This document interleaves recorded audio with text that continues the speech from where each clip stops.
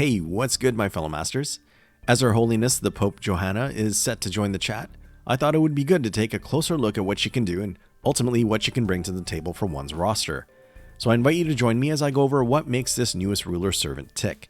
Hopefully it will make it easier to decide if you would like to roll for her now or continue saving for other servants down the line. That is, if you find yourself wondering at all. I know that many already have their summoning priorities set, but maybe there is something Johanna can do that some may find worthwhile and want to add her to their Chaldea, even if it ends up being further into the future.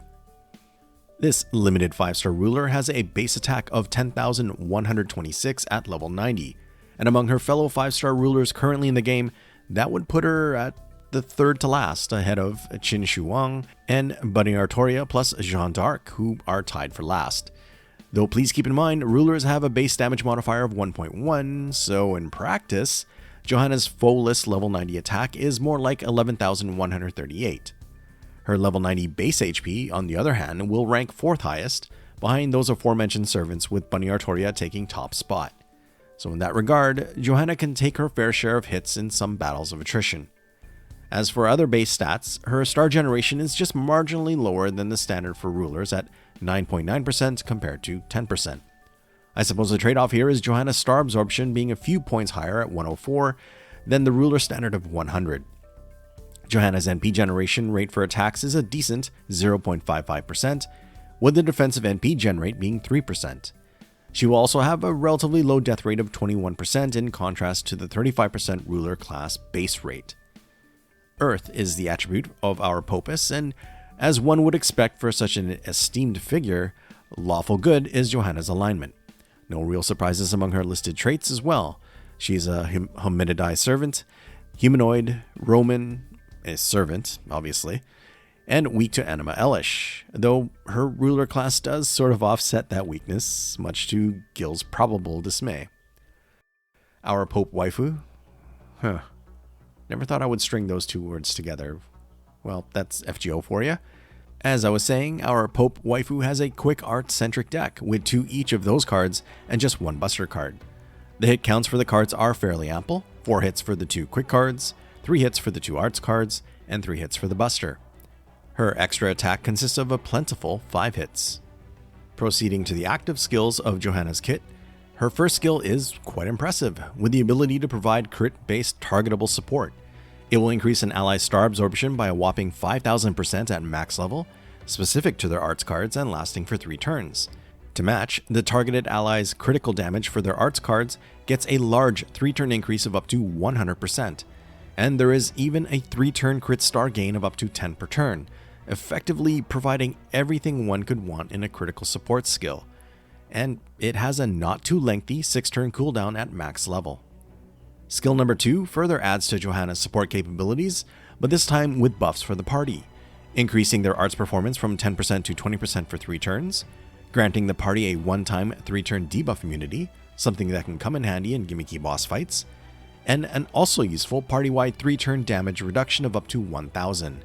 This is all tied to an NP battery for Johanna, giving her a charge of 30% at max. Quite a packed second skill overall, and I suppose the bit of trade-off is a longer cooldown at max level being 7 turns. Lastly, Johanna's third skill keeps going with the party support. It will provide an attack boost of up to 20% for everyone, and a party-wide 20% NP charge per turn. Both effects last for 3 turns each. Unfortunately, this skill's cooldown is quite lengthy at 8 turns when max leveled. Not exactly ruining the benefits, but definitely hindering the overall uptime Johanna can keep the effects of this skill active. And I suppose that can be the case to a slightly lesser degree for her second skill's effects as well. There are only 2 passives in Johanna's kit, but I think they are pretty good ones. A 25% debuff resistance increase, something that can serve as a bit of a safety net if her one-time debuff immunity is used up. And second, a 10% passive increase to her arts cards, giving her, at best, a combined 30% arts buff when factoring in her second skill's effects. Plus, it's at least a little something nice to have during the cooldown of that second skill. Aside from the commonly shared first and second append skills among all servants, Johanna's third append is an attack increase of 20% to 30% against rider class enemies. It's not bad as far as third Appends go, but in my opinion, the second Append providing a starting NP charge should be the higher priority for unlocking. That would allow for Johanna to immediately start off with a combined 50% NP charge when factoring in her second skill, which could be needed in certain multi-core setups.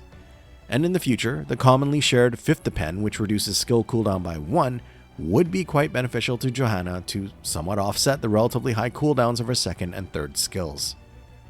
Pope Johanna has an area of effect Noble Phantasm that will hit each enemy 3 times, enough to generate fairly good NP refund when supported appropriately.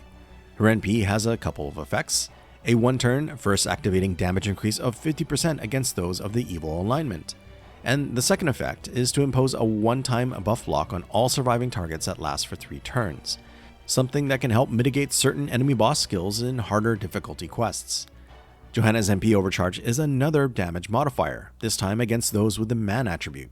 It scales from 150% to 200% based on the overcharge stage. Both damage modifiers have fairly wide-ranging applications in terms of the number of potential servants and non-servant enemies Johanna can be effective against. And there are, of course, several servants that are both evil aligned and have the man attribute. Unfortunately for Johanna, she really needs to leverage those modifiers. Otherwise, her general NP damage is kinda anemic relative to her SSR AoE ruler peers. If she can face enemies that are evil, the NP damage output becomes much more respectable, but it's really her OC effect against the man attribute that is where she does the most damage when comparing which of the 2 modifiers she is most effective with.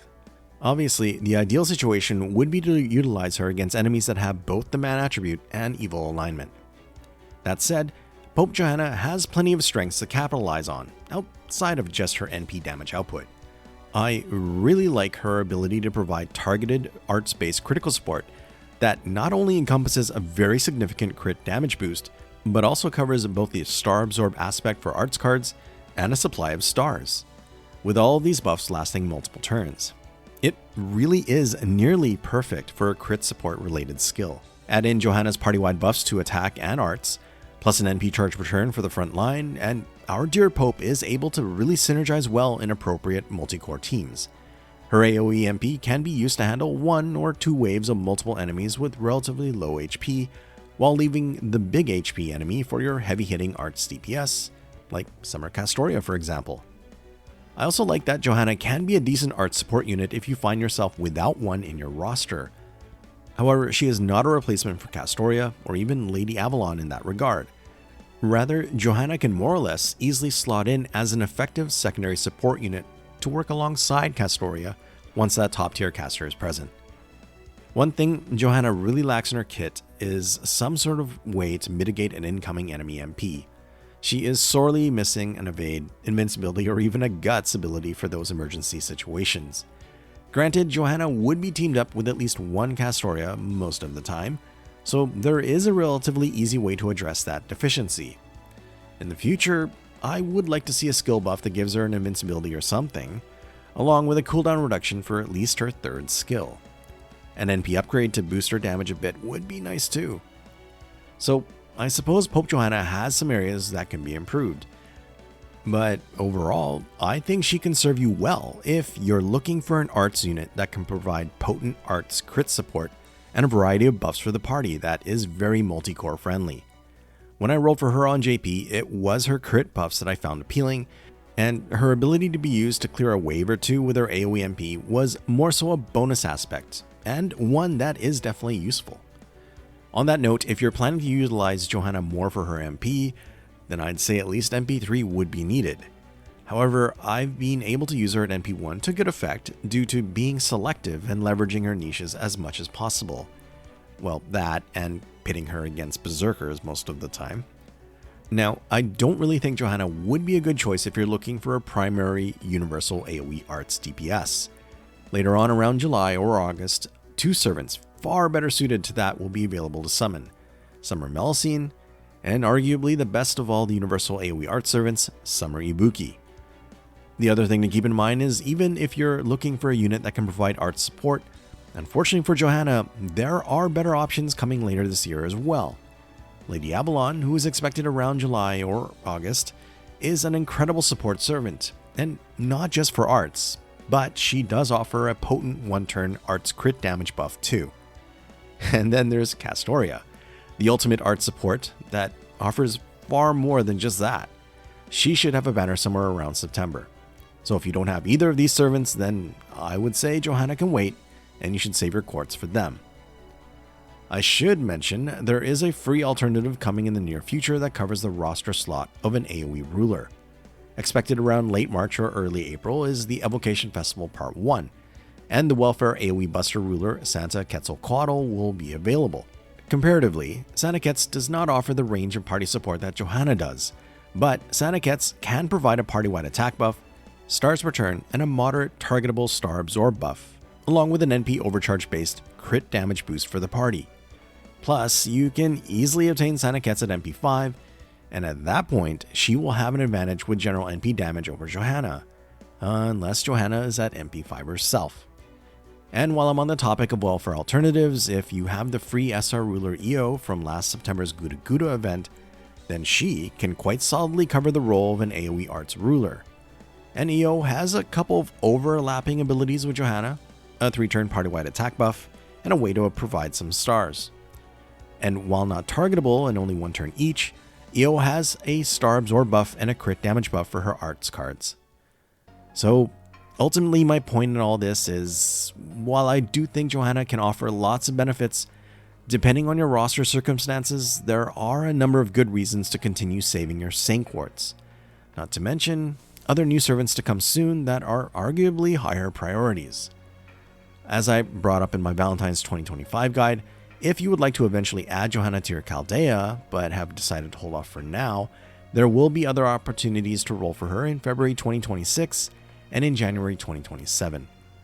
Personally, I would really like to roll for her because I quite like her arts crit support abilities. But there is just not enough SQ in my current and projected savings to go around.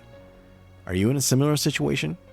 Let me know in the comments if you're like me, or if Johanna is a high priority target for you. And if that's the case, then I wish you all the EX luck in your rolls for her.